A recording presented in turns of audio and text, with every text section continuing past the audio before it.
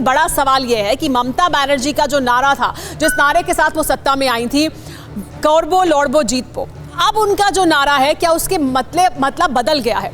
विरोध करबो, रोड पर लौड़बो, मार कर जीतबो, क्या ये हो गया है नारा? ऐसा हम क्यों कह रहे हैं वो भी आइए बताते हैं। विरोध करबो क्यों कह रहे हैं? क्योंकि केंद्र के नए कृषि कानून का विरोध कर रही है ममता बनर्जी, और एक ही नहीं, कई जो केंद्र सरकार की पॉलिसियां हैं उनका विरोध कर रही हैं। ममता ने सीएए को बंगाल में लागू करने से ही इनकार कर दिया, कृषि कानूनों का विरोध कर रही हैं। आयुष्मान भारत योजना को भी बंगाल में नहीं चलने दिया, उससे लोगों को फायदा हो सकता था वो नहीं पहुंचने दिया। केंद्र की किसान सम्मान निधि से भी पश्चिम बंगाल को बाहर रखा गया है, उसका फायदा भी किसानों तक नहीं पहुंचने दिया गया।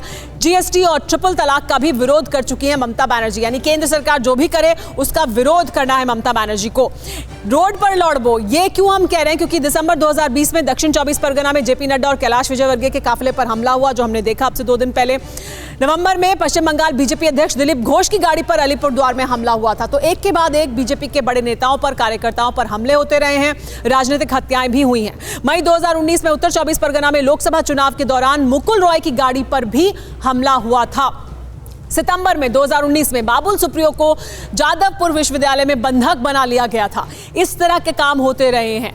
मई 2016 में रूपा गांगुली को डायमंड हार्बर में कार से उतारकर पिटाई की गई थी। यही डायमंड हार्बर में ही अब जेपी नड्डा की गाड़ी पर भी हमला बोला गया है, जो कि ममता बनर्जी के भतीजे का चुनाव क्षेत्र है। 2020 में अब तक बंगाल के 18 बीजेपी कार्यकर्ताओं की हत्या हो चुकी है, और बीजेपी इसी को लेकर बड़ा आरोप ममता बनर्जी पर, टीएमसी पर लगाती रही है कि राजनीतिक हत्याएं हो रही हैं उनके शासन में।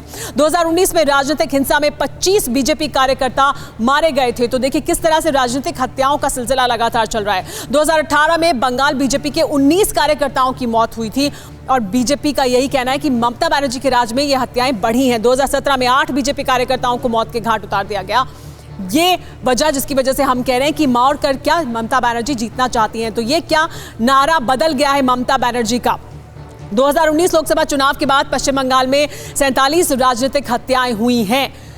आपको ये जानकर हैरानी होगी कि बीजेपी लगातार इन मुद्दों को उठाती रही है। 2019 के बाद बीजेपी के 28 और टीएमसी के भी 18 कार्यकर्ता मारे गए हैं। पिछले 6 महीने में पश्चिम बंगाल में 12 राजनीतिक हत्याएं हुई हैं। तो समय के साथ साथ ये बढ़ भी रहा है लगातार, जिस तरह की राजनीतिक हत्याएं पश्चिम बंगाल में हो रही हैं। रक्त रंजित राजनीति दिखाई दे रही है।